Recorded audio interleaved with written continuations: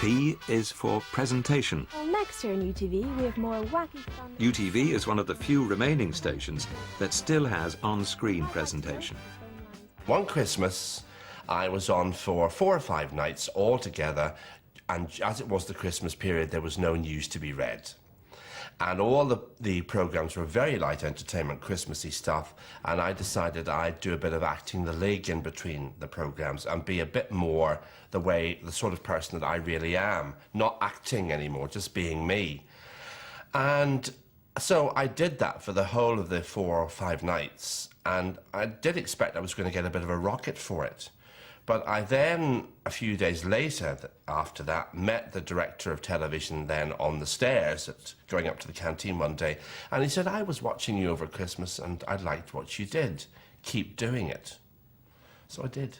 But now on the UTV, we all know she's took the whole business of her father popping his clogs awful bad. But Julie... It was a case of reverting into the way people would talk about things that happen on the TV or on the UTV. Did you see on the UTV last night so-and-so and so-and-so? And I mean, to this very day, a lot of people still talk about the soaps as if they really are happening. They are real. I mean, not so long ago, you know, at one of Elsie Tanner's weddings, people left wedding presents for her at UTV. They left wedding presents at reception for Elsie Tanner. My name's Pamela, and I'm 25. Pamela Ballantyne had a recent reminder of how, as Pamela Rolston, she started out in presentation. Mum and Dad, sister, brother when he's at home, and the dog as well. And then this little squeaky voice, and bouncing around in the seat. And, oh, as I say, my goddaughter looked at it, age 16 and a half, and laughed and said, "How did they give you a job?"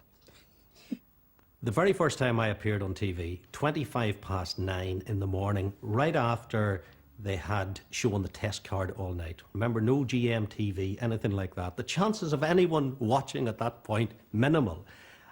And with about a minute to go, I thought to myself, I don't want to do this. And I glanced in the mirror and I noticed that my hair was sticking up.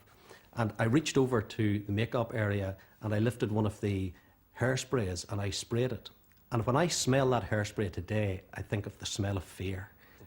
One of the skills for which Frank's education had not prepared him was being a weatherman.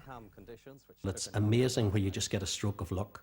I was walking along the corridor and they were preparing for UTV Live at 6. I had no part in it whatsoever. I was going along the corridor. The director of the programme, Robert Lamrock, pushed his chair back, leaned out and said, "Frank, come here. Would you stand in front of that weather map and whenever the camera comes to you, just talk about it." I went in and I did it, and it ran pretty smoothly.